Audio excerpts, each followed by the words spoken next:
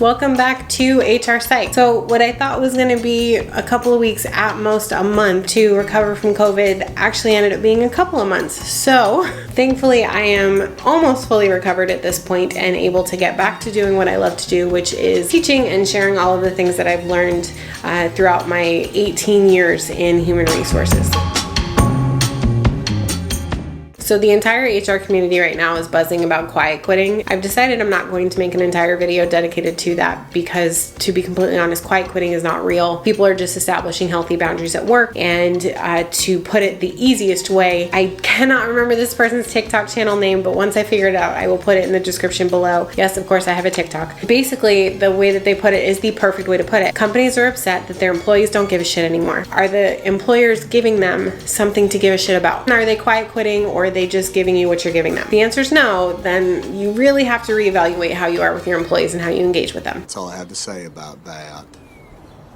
What I really want to talk about today is self-conceptions. Self-conceptions really have to do a lot with the boundaries that you're setting and the healthy boundaries, I hope, that you're setting for yourself that people are terming as quiet quitting. You might be in a situation where your self-conceptions are limiting you, where they're putting you in a box, where they're defining what you can and can't do and kind of shutting you down before you have an opportunity to really see what it is that you're capable of doing. I've said this in other videos in the past that when we're children, we're shown the entire world, right? We're shown the alphabet and songs and history and science and all of these things throughout school. But somewhere in there, someone starts asking you, what do you want to be when you grow up? And that usually starts really early on. So people start framing your narrative for you as a child. They tell you things like, do you want to be a doctor or a nurse or a lawyer or a firefighter? They name these like 6 or 7 buckets. And you as a child start thinking, okay, these are the things that I need to do when I'm an adult. And then that follows you through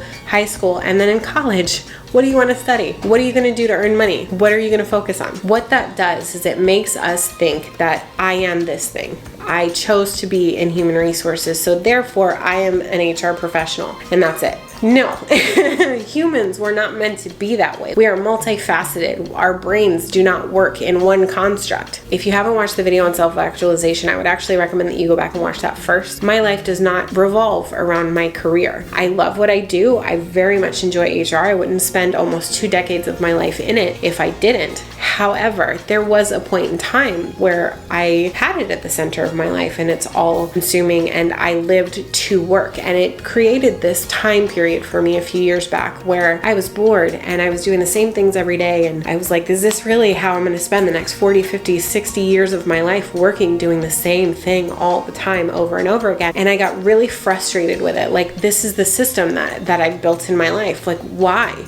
Why did I put myself in this box? This doesn't make sense. So my cousin, and I have no idea if he made this up, shared the term quarter life crisis with me. And I feel like that's what happened to me. I had a quarter life crisis where I just didn't like where I was, didn't like what I was doing, didn't like the way that I looked, what I was eating, my house, anything. And I was panicking, like, this is gonna be it forever, this boring redundancy forever. And throughout all of this, I'm reading things, learning about psychological principles and mental health and boundaries, and something just clicked.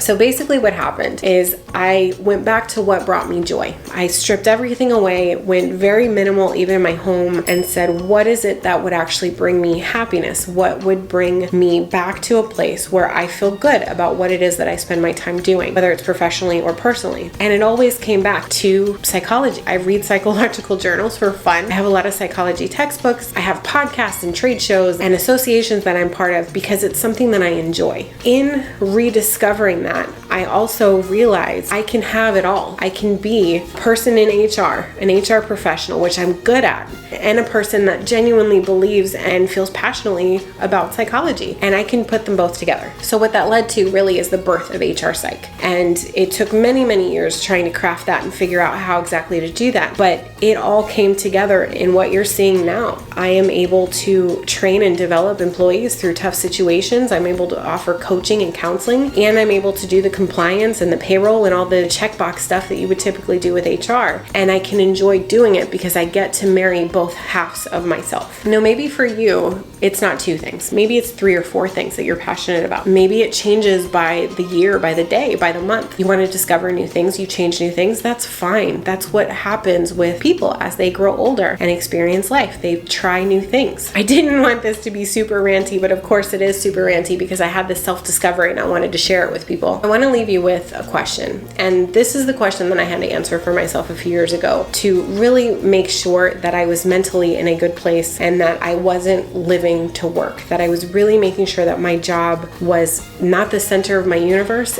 but because I do spend so much time there, that I have joy in it. If you didn't have to worry about money and all of your bills were paid, but you had to have a job, what would you be doing with your time? What would that job be? What would that look like? HR Psych isn't something that I created and I knew exactly that the HR Psych is what it was going to be. I just started doing little things. When I was writing policies, I started looking up how people interpret and understand things based off of their developmental needs, based off of their background, based off of their experiences, so that I could write in a way that was open to all employees to understand. It started that small for me. How can you do the same? How can you pull that passion, that thing that you want to be spending all of your time on, into your daily life? There's no right answer, there's no wrong answer. The main goal is to stop thinking about yourself in terms of self-conceptions. It's to open up your mind, open up your world, and stop boxing yourself into, I am just this thing or just that thing. It's scary.